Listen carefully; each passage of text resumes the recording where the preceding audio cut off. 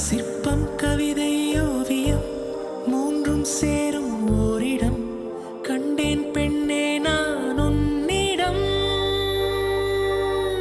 பெண்ணெல்லாம் பெண் போல இருக்க நீ மட்டும் என் நெஞ்சை மயக்க பூமிக்கு வந்தாய தேவதை போலவே.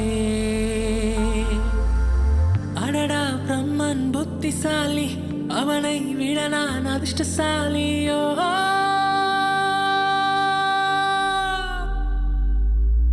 ஓ செஞோரிட்டா பேசும் மெழுகு பொம்மையே.